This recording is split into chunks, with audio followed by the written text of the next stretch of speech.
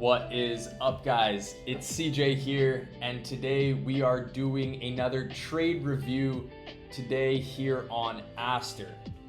So ASTER, I want to show the trade, but we are going to get rid of all of this noise here, and we are going to re-break down the trade. We're going to see how you could have caught a very high RR entry, and we can see these take profits, but you can also see where price is now. So we are going to zoom out on the chart, and we're going to kind of take a look at what was going on here on ASTER. So keep in mind, all of this is going on with very pro context with Bitcoin. That's some stuff to clean up on the ASTER chart here, but we're mainly going to be focusing on this range right here today. So of the bigger range, you are in the discount section. So like I said, this trade is taken with heavy influence of Bitcoin's order flow and the context on Bitcoin, because Bitcoin is king. So coming into ASTER here, we are in a range right here as well, trending down, and then we have a range kind of forming around DQ. But this range actually confirms, and it does hit target. So the range I'm referring to is right here. You can see we already have the dots on there. We're not going to go over this range. I was not a part of this trade. It was a little bit more erratic, I think. But what we can take from this trade is definitely the POIs that we are going to use to take this trade right here. So we're going to get into replay mode and come into the chart right here. We're going to break this down from a TCT perspective and also factoring in the Wyckoff phases. So at the start, this would be market maker supply. So we're going to put that on the chart. Why is it market maker supply? Because it is the supply created from a TCT or Wyckoff Model 2 that we can see right here that hits target. Very nice model, right, like this. We won't even put that on there. We're just using this model to pull our POIs. So if we come down onto the lower time frame, let's see what we have. So we have this structure supply right here, which comes into this point, which we will talk about a little bit more. We got our market maker supply. Do we have anything else higher? So we have, looks like an order block right there. No, not. Oh yes. I don't like to pull order blocks like this. We'll see how it reacts on the chart. I don't think I had this pulled, but just for my own curiosity, I'm going to pull it. Very nice Bowie on high right there, and we'll see if our order block is also a lower time frame inefficiency. What I did see there on the, looks like the 3-minute, was that there is supply in the extreme of the extreme. So that was something I did have on my chart. Supply right here. This is our extreme supply, extreme refined supply within this whole model on the left. Kind of having an efficiency there, nothing too crazy. We will check the ones just to be thorough. Yeah, something decent going on there, but nothing I'm too concerned with. More concerned with just this whole area. So coming back to now current price action, we're going to keep playing out this range. So we don't currently have a range right now, but you're going to see it develop. So we're going to play it out. Let me play it a little faster here.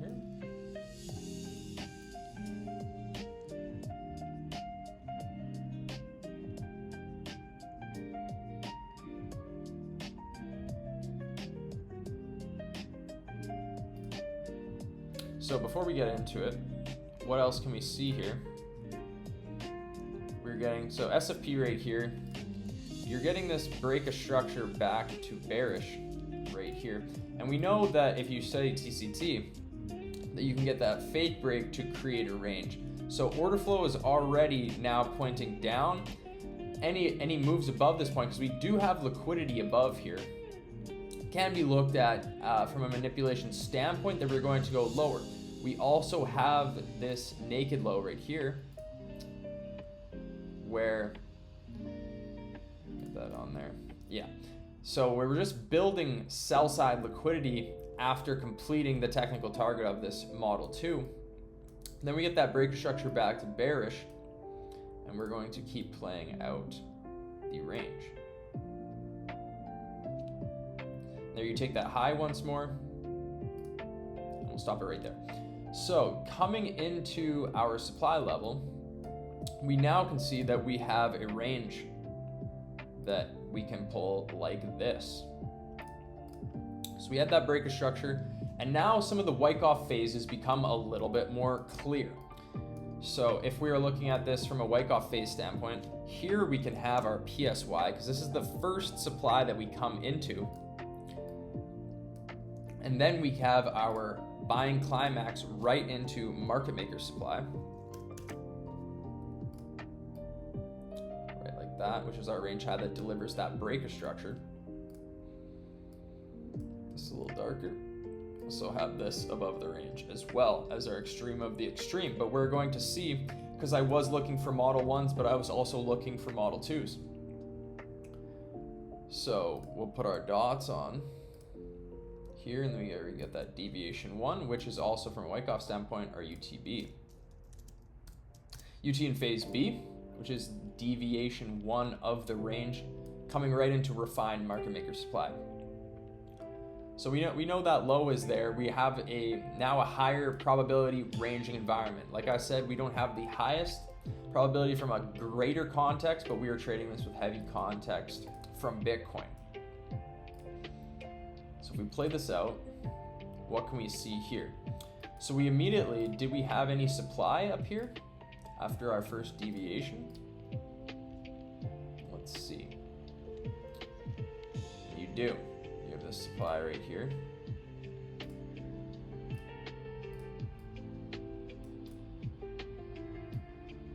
I think it's a perfect tap. Maybe even a front run, I'm not sure. Could be a front run on this chart. So we won't even put that on there, but it is coming into supply. I'm not too sure. Yeah.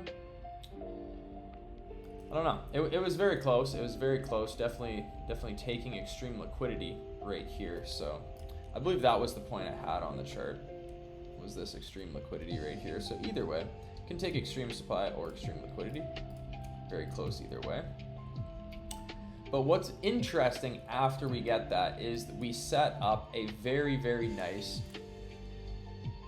EHP, as we call it in TCT POI, which could be this point right here, right like this. We're down in the low time frame, but it's also just higher time frame supply. An order block right there. So here is our extreme supply of the range, making this our LPSY 2 POI, because we immediately retest here, making this the LPSY 1, or just the LPSY. Now it's very close. We don't trade this, and we have demand below that we immediately mitigate, but we can use that demand to now continue our return to zone, which you can see is building within the range very nicely. So I was watching this POI, and I had alert set here. We can put a little tap on here in EHP fashion, a little bit lighter is the aesthetic I like there. So now I was watching this range, and this is kind of where I came into it. We can pull our volume profile and see how that is doing, if that is giving us any confidence. I believe we have an ASTER volume profile. And look at this volume profile. It is a very nice inefficiency on the volume. Volume is all concentrated in the upper section, POC well above the EQ, and we have our volume area high right here stacked on this POI. And when I saw this volume area high stacked on this very nice EHP POI, and I'm not gonna lie, I really like trading EHP models. And if you are familiar with TCT, you know the look of them and what goes into that. I'm not gonna get into that, but that is Mentorship 2025. So I was watching this POI. We know we can get a Model 1, but now this Model 2 POI, this LPSY 2 POI, in Wyckoff terms, becomes very interesting to me. So we're gonna play price out, and we're gonna go slower here so we can kind of get the feel of it. We come down and we're kind of bouncing off the POC. We lose the POC, but then we come back up. And you can see we're creating a return to zone again, mitigating all demand, and look how nice we're building this here. All through Asia. This was an Asia trade, and there we go. So there this was actually, it was up late. I was up. I need to get the sleep a little dialed in, but we have been locked in on the charts. So right here is the crucial point. We have our beautiful return to zone stacking like this. So now we're in a very high probability environment. And alert goes off, we hit this POI, so we can go onto the lower time frame and look for an entry. We don't quite get to that volume area high, but it's backing this whole zone. So I viewed it as a very strong zone. You have some low time frame kind of like little bit of demand. Asia has just ended and we're pushing up. I believe we have 1 minute structure right here. Yeah, so you have that 1 minute structure that you're breaking back aggressively with good displacement below after mitigating the POI that we're watching. So this is a good breaker structure, you know, when your RTZ is this nice coming all the way up and you're getting that break. Now I believe I was in the shower actually, and I came back and I saw this break, and I believe I entered right here. You may be thinking there's some sort of demand here, but I'm betting on this because if you can see, we actually create structure supply. And this is a big thing for me when I'm trading these models now, is I'm always checking my shoulder when I'm entering. Do I have a good breaker structure, and do I have a very strong POI back me up? So here we create a supply chain of very nice supply. And I'm gonna put the entry on because I believe I caught it a little late. I believe it is like this candle right here. Stop below the high, targeting the technical target for our TP1. But I don't believe I even TP'd at that given Bitcoin. So you can put our tap on here. Now let's zoom out and look at our model. How are we looking? And you can see that we are looking like a TWT EHP model. You can see that is a higher time frame order block, supply, beautiful breaker structure. So we kind of have everything. We kind of have everything here on ASTER, and these are the bread and butter setups that I like to be taking. When I saw, all these factors, it really just pointed to the fact that we were going to get an EHP, which is a variation of a Wyckoff Model 2, where that LPSY1 is very close, and then you're trading the LPSY2. Put that a little higher, right like that. So here's your model, and we're going to play out price. So you get that nice sell-off. We have no RTZ. Now this is interesting. So I enter and I just go to bed. I don't trade London. For the most part, I'm not up. But that supply that we created gets used. And what does the market maker do? He kind of, and now this kind of clicked for me. He retests this, but then he leaves liquidity, very much deterring any London traders from also entering this position.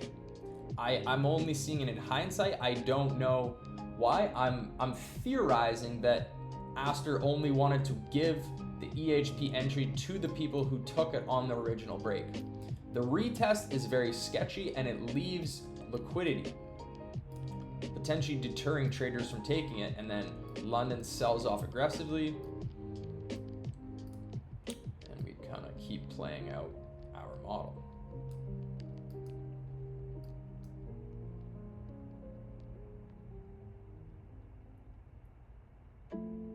And right there, we hit technical target. We can zoom out. I actually did not, yeah, well. So how I was playing this is I really liked this low. It's kind of like equal lows. So I was targeting this with a 40% TP. I'm gonna say it again. We were trading this with heavy context from Bitcoin, being very bearish macro and locally. Very interesting retest here. Someone slipping on a button or just stopping out late shorts here because the move down is just very advantageous. So zooming out now on the chart, I was looking for this low right here. This low right here, I wasn't sure if we were maybe going to accumulate, deviate into this demand that I had on the chart. So I was using this as TP2 just to kind of lock in some gains with a 60% take profit right here. Get rid of this range with a 60% take profit right here, just to close it out. And so I've noted down though that when you're trading such pro context like this with majors, and I know this is kind of messy now, and that's the thing with the labels. If you do zoom out, it does make the chart a bit messy.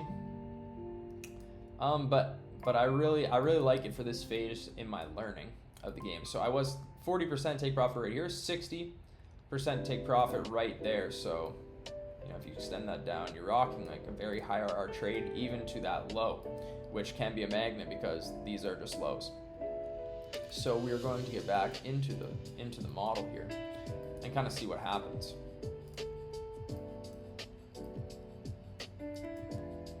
Get another retest. Sell off aggressively again. Right there, hitting full take profit. Let's see if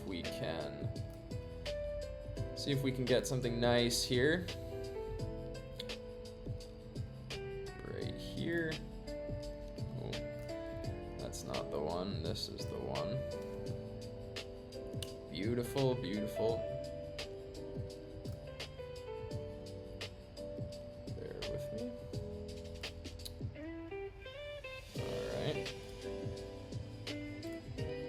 Still playing out price.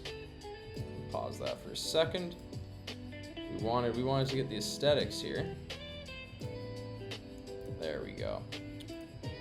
There we go. So here's our trade. We are fully out of the trade. Beautiful P&L cards on BitUnix, I must say. Best P&L cards in the game.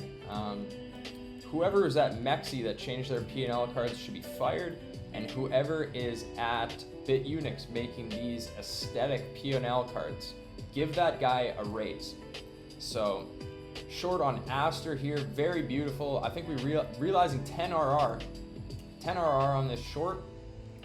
But here's the notes for improvement.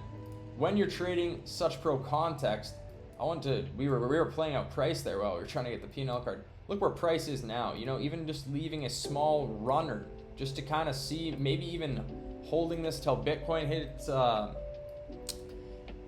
kind of hit its local distribution, which I think is about to happen in current times, which is days later, but could really just be holding this and your runner can still be printing you.